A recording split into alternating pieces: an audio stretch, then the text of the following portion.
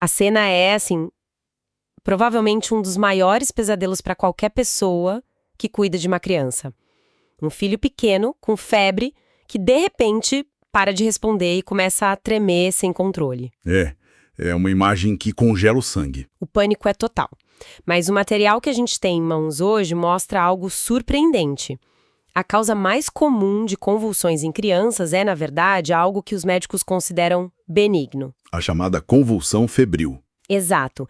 E ter a informação certa nesse momento é o que separa, o desespero da ação que pode de fato ajudar. Exatamente. O susto é gigantesco, mas o perigo real, na maioria das vezes, não é.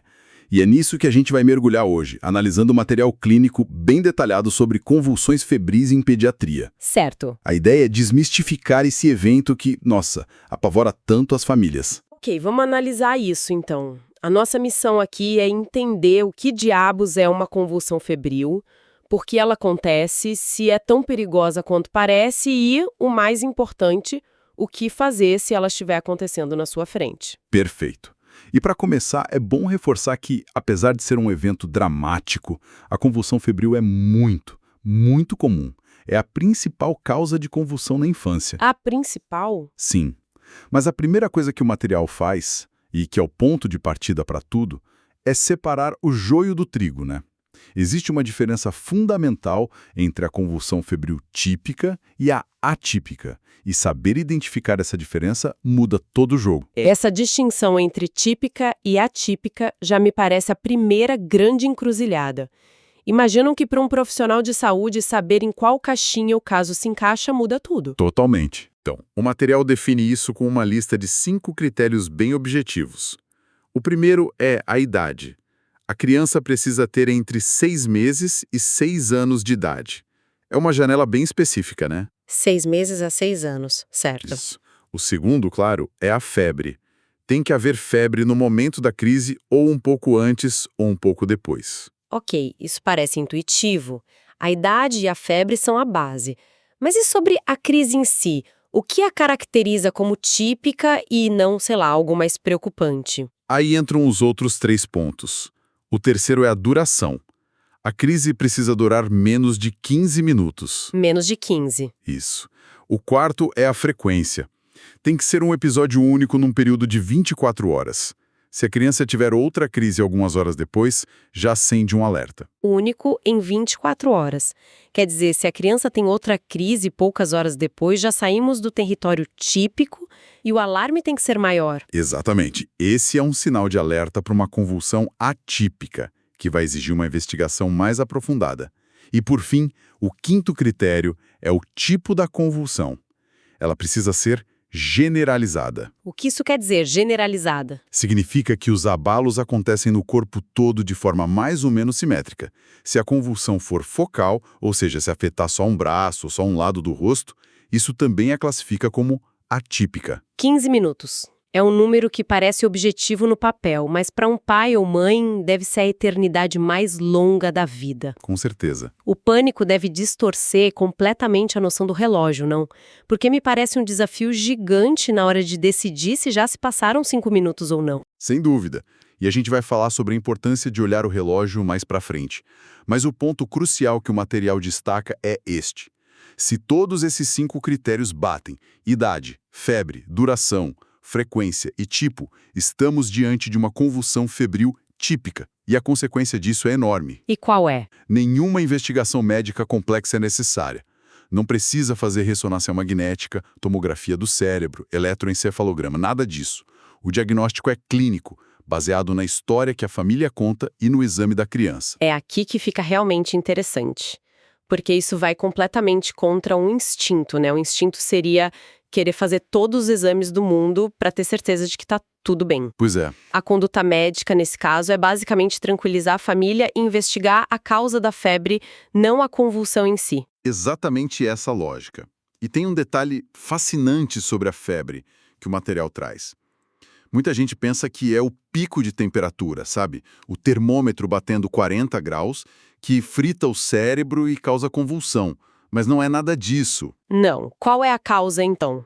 A causa são substâncias que o nosso próprio corpo produz para combater infecção, as chamadas citocinas inflamatórias, como a interleucina 1. Ah, Elas são liberadas na corrente sanguínea, chegam ao cérebro e podem irritar os neurônios, diminuindo o limiar para uma descarga elétrica descontrolada, que é a convulsão. uau! É por isso que, às vezes, a convulsão acontece primeiro e a febre só é medida um pouco depois. A inflamação já estava lá. Isso muda tudo. Não é o calor, é a resposta do corpo à infecção.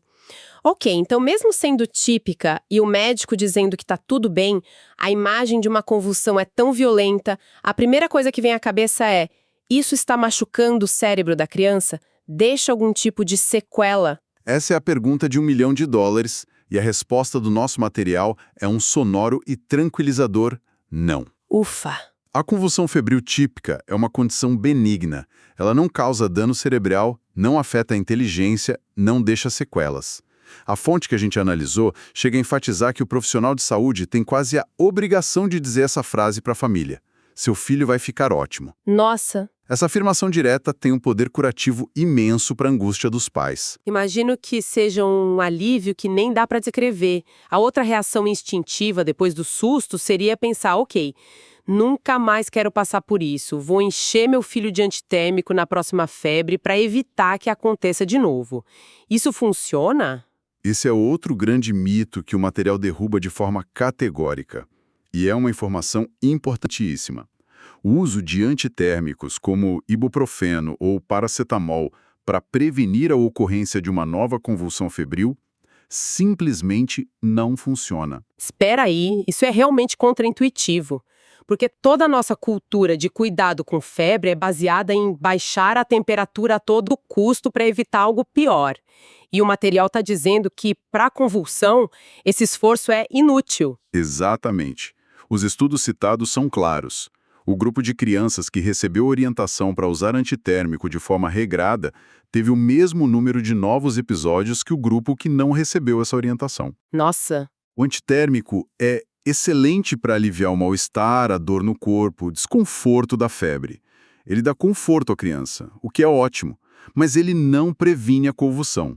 A causa, como a gente viu, são as citocinas e o antitérmico não interfere nisso de forma relevante. Uau! Isso muda completamente a forma como se deve encarar um termômetro numa criança com o histórico de convulsão febril. E o material também menciona que isso parece ter um componente genético, que pode ser de família, certo? Sim, o componente familiar é muito forte. É comum ter tios, primos ou até um dos pais que também tiveram convulsão febril na infância. Sério? A fonte até compartilha uma anedota clássica de consultório. Depois de toda a explicação de acalmar os pais que estão apavorados, no finalzinho da consulta, um deles, ou a avó que está junto, vira e fala, meio sem graça: sabe, doutor, eu também tinha isso quando era pequeno. E ouvir isso deve ser outro bálsamo, né? Saber que o pai ou a mãe teve a mesma coisa e cresceu perfeitamente normal ajuda a reforçar essa ideia de que é uma condição benigna, uma fase. Exato. Ajuda a normalizar um evento que parece tudo menos normal. Ok, já desmistificamos bastante coisa, mas vamos para o momento da verdade. Aconteceu. A criança está tendo uma crise na nossa frente. Qual é o manual de instruções para não entrar em pânico e fazer a coisa certa? O material nos dá um guia prático, um passo a passo para esse momento. E o passo número 1, o mais importante de todos, é segurança. A prioridade máxima é proteger a criança de se machucar. Certo. Se ela estiver num sofá, na cama ou perto de móveis com quinas, a primeira coisa a fazer é deitá-la com cuidado no chão, no local seguro, longe de qualquer objeto perigoso. E imagino que se estiver perto de água, como uma piscina ou de fogo, a urgência é ainda maior. Prioridade absoluta. Tirar a criança do perigo imediato é o primeiro passo. E olha, não tente segurar os braços e pernas dela para parar os tremores. E jamais, em hipótese alguma, coloque o dedo ou qualquer objeto na boca da criança. Aquela ideia de engolir a língua. É um mito perigoso. Não acontece. Certo, segurança em primeiro lugar. Deitar no chão, longe de perigos e não colocar nada na boca. E o segundo passo? O segundo passo é talvez o mais difícil de fazer no meio do pânico, mas é a informação mais valiosa que se pode ter. Olhe o relógio, marque a hora exata em que a convulsão começou. Ah, Saber a duração da crise é o que vai determinar todas as próximas decisões. e essa decisão é baseada no quê? Na chamada regra dos 5 minutos. O material é muito taxativo nisso. Se a convulsão durar mais de 5 minutos, a orientação é ligar para o serviço de emergência, o SAMU 192. 5 minutos. Isso. Não é esperar 10, 15 minutos. Bateu 5 minutos no relógio, a crise não parou, pega o telefone. E por que ligar para emergência em vez de colocar a criança no carro e correr para o hospital? O instinto de qualquer um seria pegar a chave do carro e voar para o pronto-socorro. O material explica isso por duas razões cruciais. A primeira é a segurança no trânsito. Um pai ou uma mãe em pânico, dirigindo em alta velocidade, com uma criança convulsionando no banco de trás, é uma receita para um acidente de carro gravíssimo. Faz sentido. E a segunda razão, e talvez a mais importante, é a eficiência do tratamento. Como assim? A equipe da ambulância já chega com os medicamentos para parar a crise, geralmente os benzodiazepínicos. Eles podem aplicar a medicação ali mesmo, na sua casa, e reverter a convulsão muito mais rápido do que o tempo que levaria para chegar ao hospital, passar pela triagem, esperar o atendimento e só então receber o remédio. Então a lógica é levar o tratamento até a criança e não a criança até o hospital. É uma inversão de pensamento que no desespero ninguém faria, mas que salva minutos preciosos. Faz todo sentido. Existe alguma exceção a essa regra dos 5 minutos? Alguma situação em que eu deveria ligar antes? Sim, existe uma exceção muito importante. Se durante a crise a criança ficar cianótica, ou seja, com os lábios e a pele visivelmente azulados ou arroxeados, a orientação é ligar para a emergência imediatamente. Imediatamente. Mesmo que tenha passado só 1 ou 2 minutos. Cianose, a criança ficar azulada. Isso soa aterrorizante. É um sinal de que a respiração parou. É um sinal de que a oxigenação do sangue está baixa, o que pode indicar uma supressão da respiração.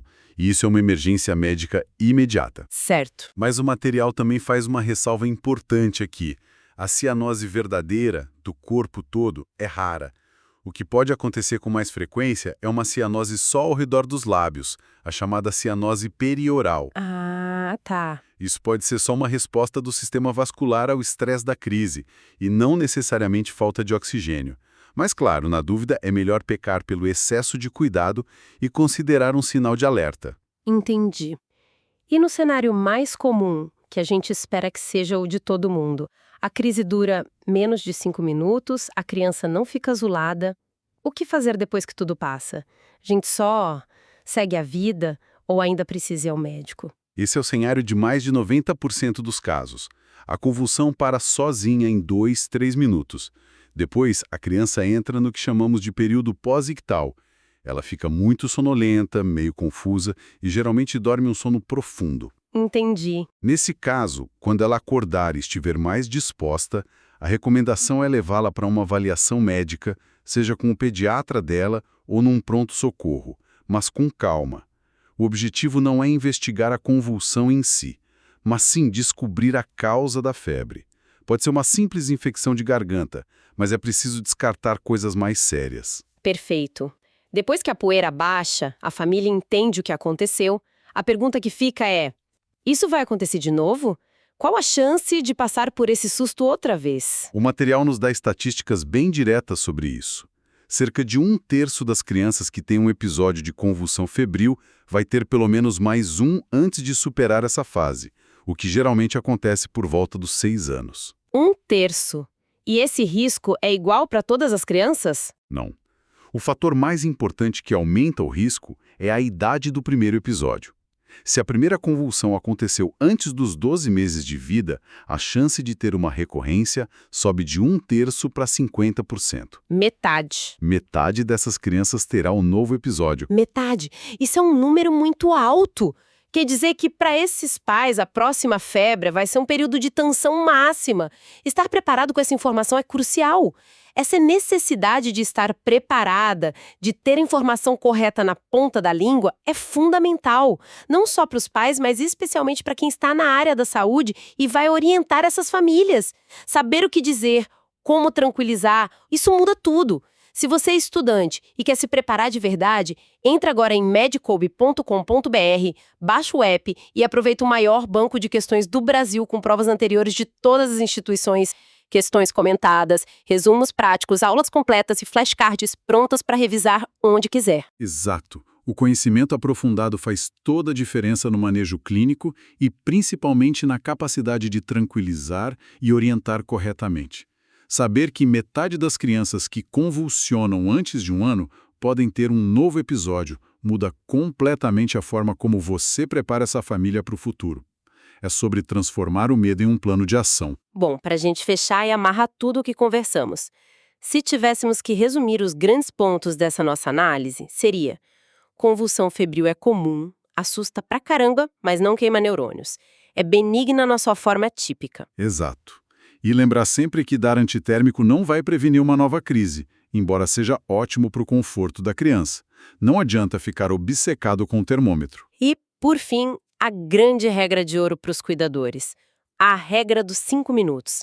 A crise começou, olha o relógio. Durou mais de 5 minutos, ou se a criança ficou azulada, ligue para a emergência. Perfeito. Durou menos e a criança está se recuperando, procure avaliação médica com calma depois para investigar a febre. É isso.